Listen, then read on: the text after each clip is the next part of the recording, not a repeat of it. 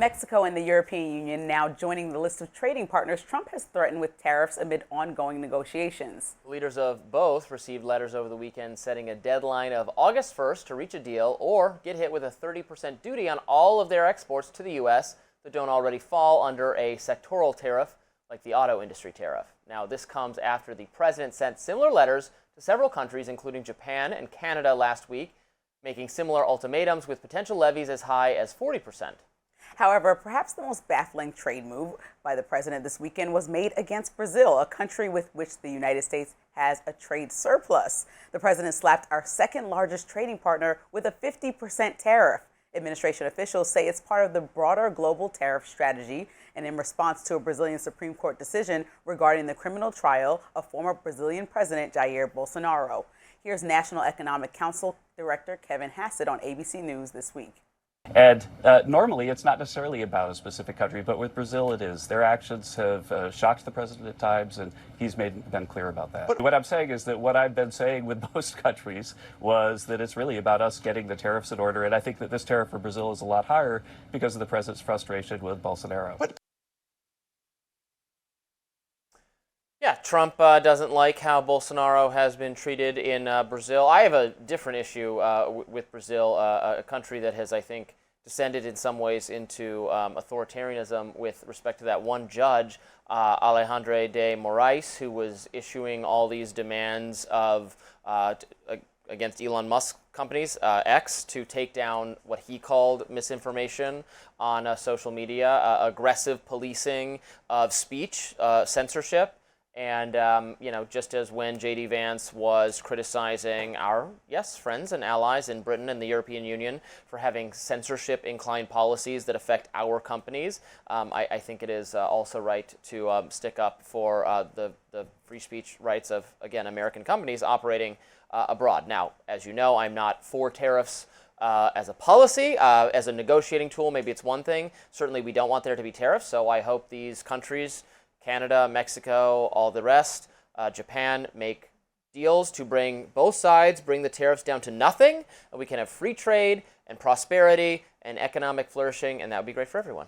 The main issue for me is the lack of consistency. I think the global economy is looking at these tariffs every time they go up and down and wondering how to go about their lives. I mean, there's business owners in the U.S. that use products from Brazil and vice versa. And I think that Trump always makes it a personal thing. If he doesn't get along with someone, if he doesn't like something someone's doing, but that's not an equal blanket thing, right? Because we have interactions with Russia or China that still don't stop all things. Otherwise, we should hit them with way harsher punishment, right? It should be at 100% for all things that we're trading with them. But I think that's the problem, is that he just picks and chooses when he wants to jump in these trade wars with people that are depending on allies to have a mutually beneficial relationship so that we can continue to at least take the people that are our allies and trade with them properly without these massive hikes in the cost for Americans. And that's the biggest thing that people haven't fleshed out fully, is the fact of how this is directly going to affect Americans, because this summer exactly was when it's supposed to be hitting and actually changing in Americans' wallets and pockets, and as we're buying things like metal and steel.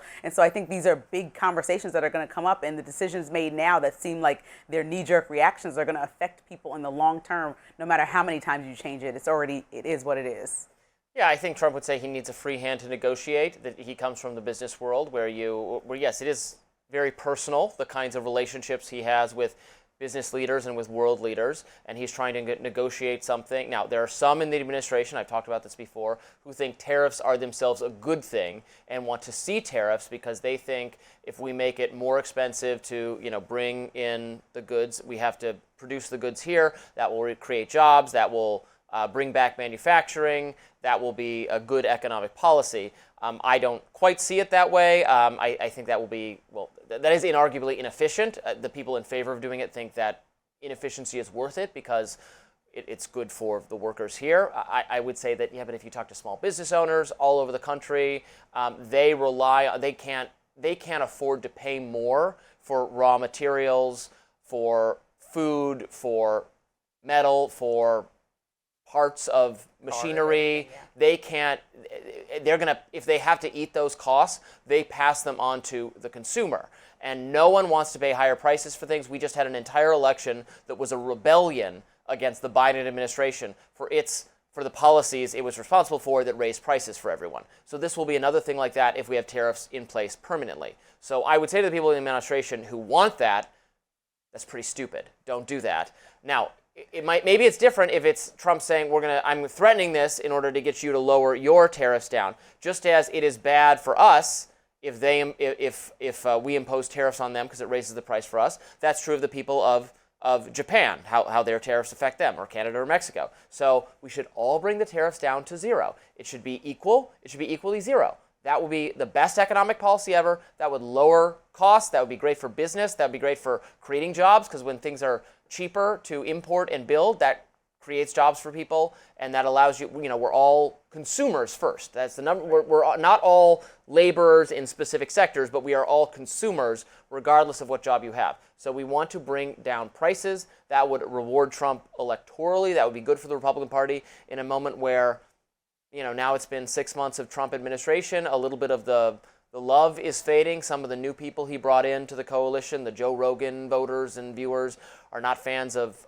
the foreign policy so far, are not fans of aspects of the immigration policy. I think there's a sentiment that some of the raids are going too far. I certainly share that. So getting the economy back on track would be a huge win to remain competitive or even win in the midterms. Especially for someone who said they were going to do that first thing when they got into the office, and people still feel, no matter all the numbers that we might see come out, people feel like their wallets are not as healthy as they were a few years ago or even in his first term. But I think he needs to remember that, we are in the middle of an economic uncertain time. And so as much as I think it's important to not rely on foreign nations for everything, we need to bring American jobs back. I agree with the idea of America being first and trying to build up our own country before we go elsewhere. I just think that the extreme way that he rips the Band-Aid off with the tactics that don't seem fleshed out in full is the part that's hurting American workers, because there are people who are negatively affected by these tax or tariffs going up sky high. They're just taxes. And, yeah, you accidentally said taxes. That is exactly what they are. Right. We've been saying this word nonstop, tariffs, but taxes. People are affected because their wallets are affected. And I think as you try to build the economy, you can't as you build up America, also take money out of Americans' pockets. It's kind of like backwards. And I think all Americans are feeling that. And if they're even not, let's say they're not buying any foreign products, which is hard to do in everything we buy from dish soap on. But let's say they're not, they still are looking at what's going on in the headlines every day and being less confident in what the strategy is. Because I think what was touted on the campaign trail was very much, I have this under control. A lot of things that Biden didn't have under control are within my reach to fix within weeks or months. And I know we're still early in his presidency, but 6 months in, and we saw that report card grade that he got a couple months ago, it's not doing that great, specifically on the economy. I'm America first. America first doesn't mean we have to produce everything ourselves, just in the same way that I'm Robby first. I want what's best for my household, but I also, what is best for my household is not to, produce my own food or assemble my own plates and forks. I go buy those things from the store. I go buy food from the store. America first doesn't mean autarky. Doesn't mean North Korea is North Korea first. They don't engage in commerce and trade with anyone else, and as a result, they have crippling poverty and despotism. When you become so, you don't have to be so self-reliant. We shouldn't be taken advantage of by other people, just as you don't want to be taken advantage of in the marketplace. That doesn't mean you not engaging at all is just not an economic policy. It's not an economic policy for the 21st century. It's an economic policy from the Middle Ages, with all the poverty that results from that. Okay, well, the complaints are going to keep coming, I think. I guess so. Surprise, surprise. Comedian Rosie O'Donnell, so funny. President Trump are trading barbs. We'll discuss next. Don't go anywhere.